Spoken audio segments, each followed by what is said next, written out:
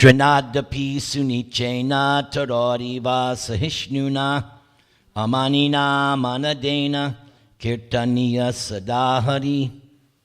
Hare Nama, Hare Nama, Hare Nama eva kevalam. Klo nastyeva nastyeva, nastyeva gatiranyata. Hare Krishna, Krishna Krishna, Hare Hare. Hare Rama, Rama Rama, Hare Hare.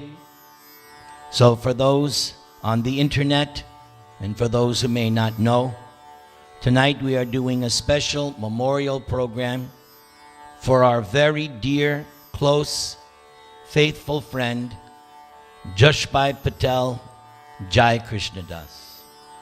We pray to Krishna that right now he is situated at Krishna's lotus feet, serving him in one of the 4 rasas, either as servant, friend, parental, or conjugal lover of Krishna. In this house, our monthly or bi-monthly program is on Bhagavad-Gītā, which we started several years ago. Tonight, it just so happens, we're starting chapter number 18. So everyone should have a book so they can follow along. This is a class. It'll be the class format. So, please respond. Chapter 18 is called Conclusion, the Perfection of Renunciation. So, renunciation will be explained by Krishna in this chapter. But I will give my own definition that renunciation in its highest understanding is 2 sides of a coin. One side is detachment from material sense gratification. And the other side of the coin is attachment to Krishna. It would be very difficult to maintain complete detachment from anything unless you have something positive to attach to.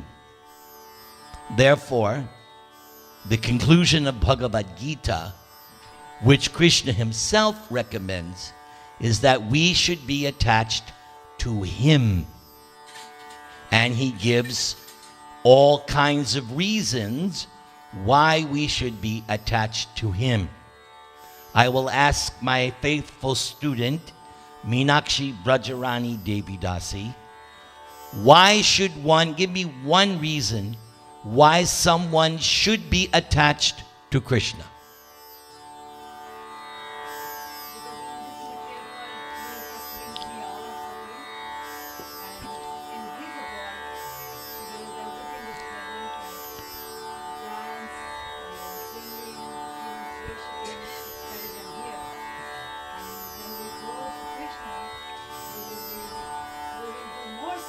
Yes. What about Batuk? Can you give another reason why one should be attached to Krishna? Oh, very good answer. And what about Dr. Rambai Singhania? Can you give yet another reason why one should be attached to Krishna?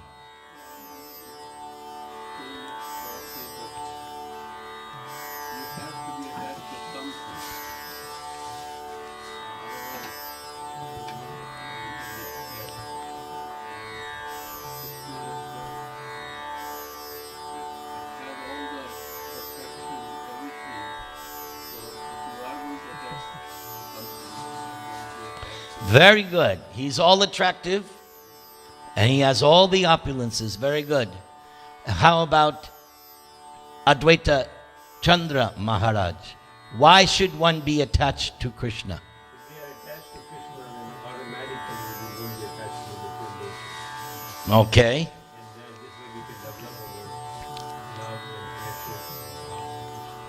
And Chiman, why should one be attached to Krishna? Because we are part and parcel of Krishna. We have actually separated from her because of the free will. Ooh, Now we need to be attached very good. to which one? Very good. And Mr. Sachi Dulal, in the microphone, please.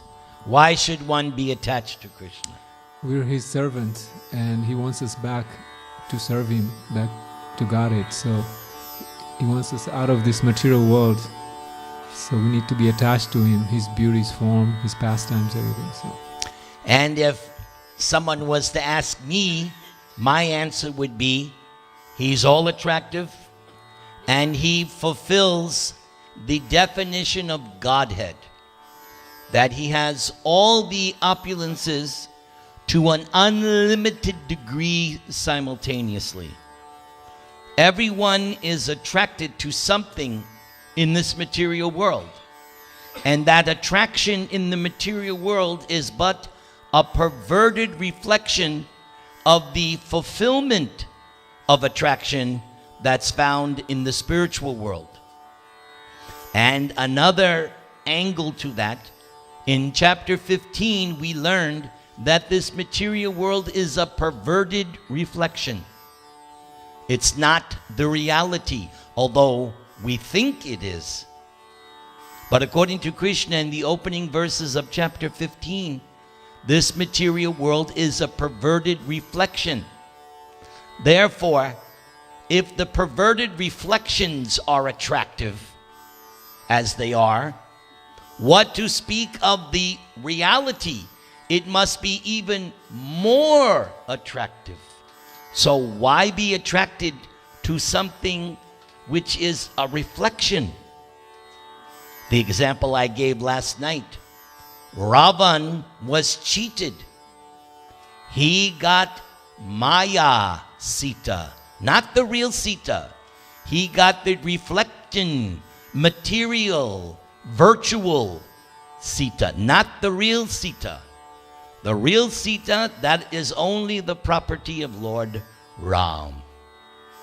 So, Bhagavad-Gītā teaches us to be attached to the real truth, not the perverted reflection.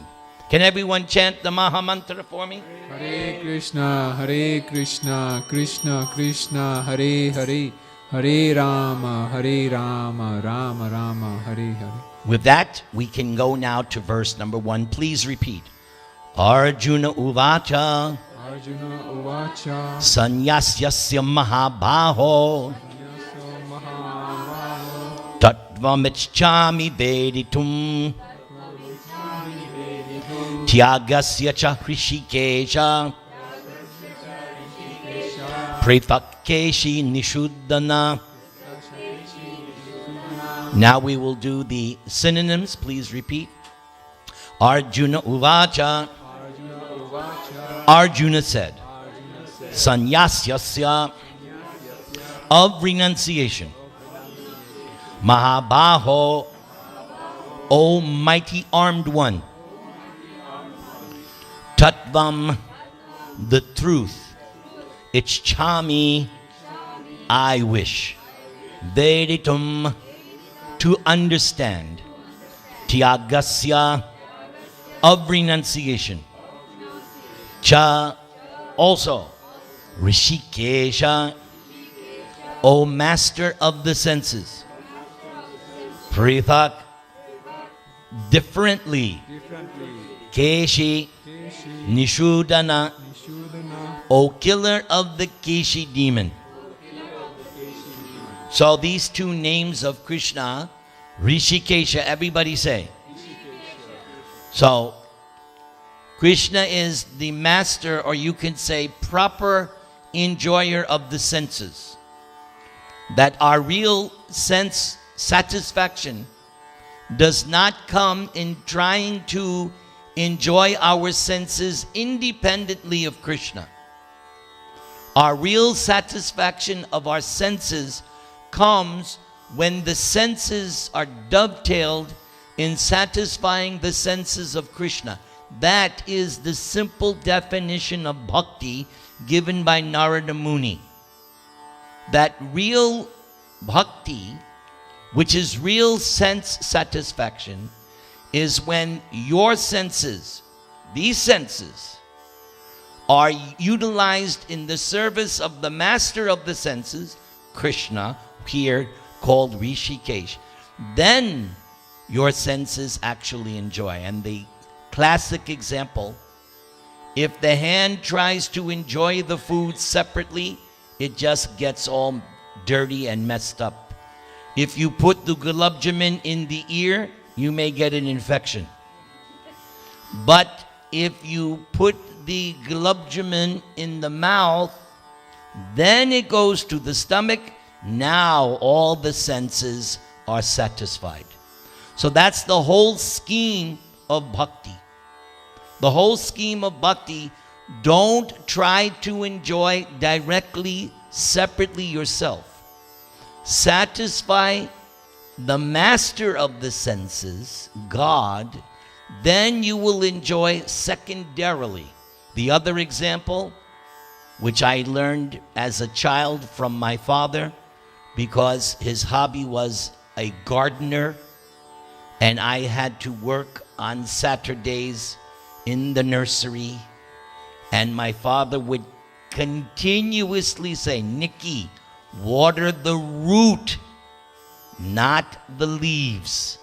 The water has to go to the roots. I was an ignorant child, but that's what my father said. And then later I read from my spiritual master, that's exactly the science. You water the root of the tree because that's where the soul is. The soul of the plant or tree is in its roots. And it's from the roots that the rest of the plant and tree develops. Just like Tulsi. When we do the Tulsi puja, we take the little bit of water and we pour on the root. So the same thing. God is the root of all existence. There's a nice prayer in the 10th canto when Krishna is in the womb of Devaki. The Devatas headed by Brahma and Shiva come in invisible forms to Devaki, and they offer prayers while she's imprisoned. And one of those prayers, the Devatas say that this cosmic manifestation is just like a tree. And they give a whole analysis of the tree. How there are two birds sitting on the tree, the roots of the tree, all the different items of the tree are compared to different items. But they make the point, Krishna, you are the root of this tree. And then this other word, everyone say, Keshi Nishudan. Keshi Nishudan. O killer of the Keshi demon. So this was one of the final, I think the final demon that Kamsa sent. Pretty sure it's either the last or the second to last before Krishna came to Mathura. But in Vrindavan, Kamsa sent his demon Keshi, who took the form of a horse, and he attacked Krishna and the residents of Vrindavan. So, Nishudana, Keshi Nishudana. And how did Krishna kill this demon? Krishna was very smart. After all, he's God. He has all knowledge. Krishna knew you control the horse by its mouth. Just like when you're riding a horse, it has that bridle, and you pull, that stops the horse because you're pulling on its head. It can't proceed. You tug on that. So Krishna knows you want to control a horse, mouth. So that Keshi demon and Krishna fought for some time.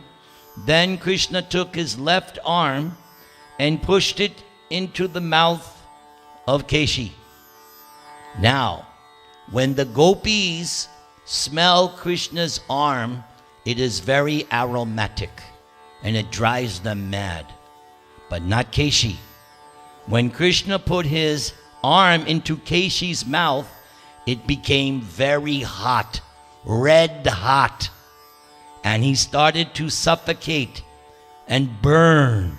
And that's how Krishna killed the Keshi demon, expanding his red hot arm and fist.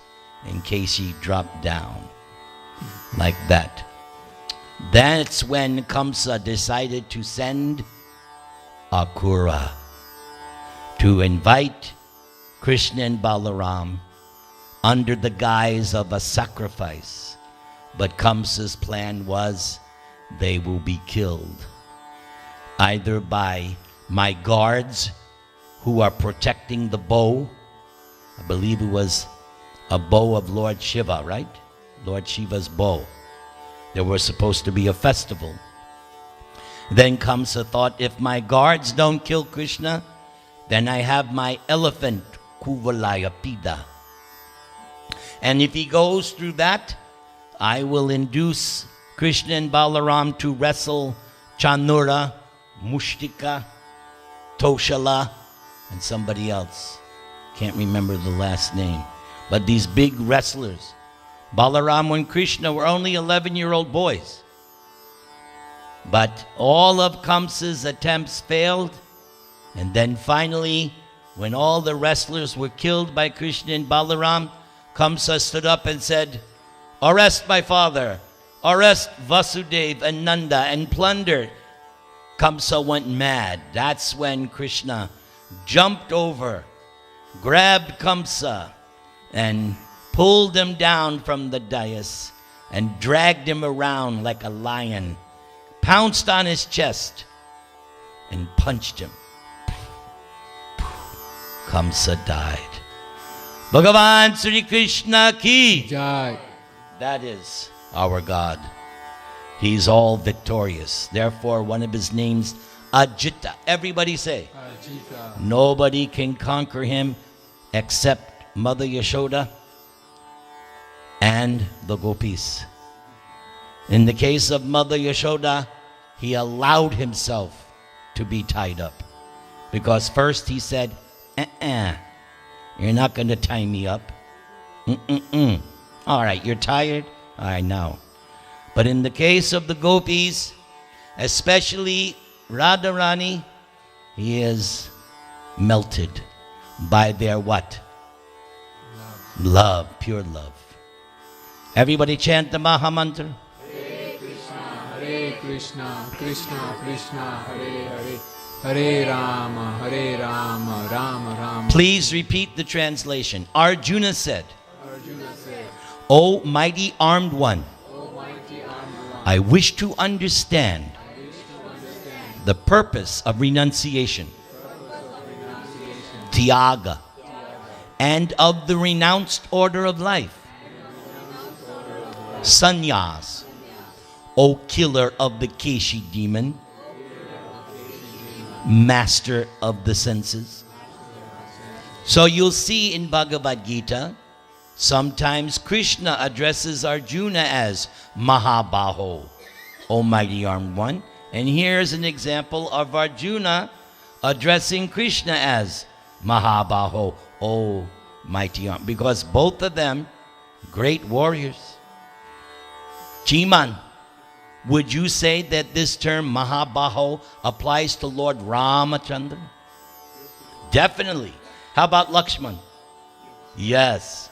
As the Ramayana shows us time and time again, especially at the Battle of Lanka, they were most powerful. Okay, now Sachi Dulal, here comes your service. You are to speak in the microphone and you are to read the purport slowly with nice comprehension. Okay? Can you do that service? I'll try. In the microphone, eat that mic. It's offered to Krishna. Actually, the Bhagavad-Gītā is finished in 17 chapters. The 18th chapter is a supplementary summarization of the topics. I think I need glasses. Oh, you have a problem with okay. Discussed before. Okay, if you have a problem, then I'll just do it. All right, so get glasses so that in the future you can do this service, okay? Please? Yes. Yes, I'll do it. Actually, the Bhagavad-Gītā is finished in 17 chapters. The 18th chapter is a supplementary summarization of the topics discussed before. In every chapter of Bhagavad-Gītā, Lord Krishna stresses that devotional service unto the Supreme Personality of Godhead is the ultimate goal of life. The same point is summarized in the 18th chapter as the most confidential path of knowledge. Where did we learn? In what chapter? Chapter 9. Very good. That chapter was entitled The Most Confidential Knowledge. If we recall the verse, Radya Vidya, Rajaguyam, Pavitram Idam Uttamam, Pratyakshabagamam Dharmyam, Susukam Kartam Avyayam. Very wonderful shloka. You can easily give a lecture on that verse. Just by going through the words, it's so easy to give a lecture on that verse. Easy. Even the verse itself says, Susukam. It's easy, pleasurable, happy. Let's continue. In the first 6 chapters, stress was given to devotional service. Then Prabhupada quotes, Yoginam api sarvesham. That's the final verse of chapter 6. Of all yogis or transcendentalists, one who always thinks of me within himself is best. In the next 6 chapters, pure devotional service and its nature and activity were discussed. In the third 6 chapters, knowledge, renunciation, the activities of material nature and transcendental nature, and devotional service were described. It was concluded that all acts should be performed in conjunction with the Supreme Lord, represented by the words, everybody, Om Tat Sat, which indicate Vishnu, the Supreme Person. The third part of Bhagavad-Gītā has shown that devotional service and nothing else is the ultimate purpose of life. This has been established by citing past acharyas and the Brahma Sutra, the Vedanta Sutra. Certain impersonalists consider themselves to have a monopoly on the knowledge of Vedanta Sutra, but actually the Vedanta Sutra is meant for understanding devotional service. For the Lord himself is the composer of Vedanta Sutra and is its knower. That is described in the 15th chapter. What verse is Prabhupada referring to? Excellent. The 2 lines? Now the other 2 lines. That's the first 2. Vaidaishcha sarvair aham eva vedya takrid dedavid eva chaham. Very good. I like that we have Bhagavad-Gītā scholars. In every scripture, every Veda devotional service is the objective. That is explained in Bhagavad-Gītā. Yes, Lord Chaitanya told Sarvabhauma and Prakashananda that the Vedas are only teaching 3 things. Sambandha, Abhideya, Prayojan. What is your forgotten relationship with Krishna? How to act in that understanding. And then, what is the fruit? What is the result of devotional service? Prema Pumarto Mahan. Love of God. Not love of country. No, love of God. As in the 2nd chapter, a synopsis of the whole subject matter was described. In the 18th chapter also, the summary of all instruction is given. The purpose of life is indicated to be renunciation and attainment of the transcendental position above the three modes, material modes of nature. Yes, that's an important point there. Not just to acquire knowledge, but to be detached from material sense gratification and to become transcendental above the three modes of material nature. Otherwise, one is still a prisoner in the perverted reflection, this material world. The idea is to become liberated. Arjuna wants to clarify the two distinct subject matters of Bhagavad-Gītā, namely renunciation, tyaga, and the renounced order of life, sannyas. Thus he is asking the meaning of these two words.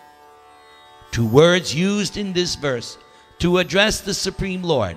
Everybody say Rishikesha and Keshi Nishudan are significant. Very good. Rishikesh is Krishna, the master of all senses, who can always help us attain mental serenity. Arjuna requests him to summarize everything in such a way that he can remain equipoised.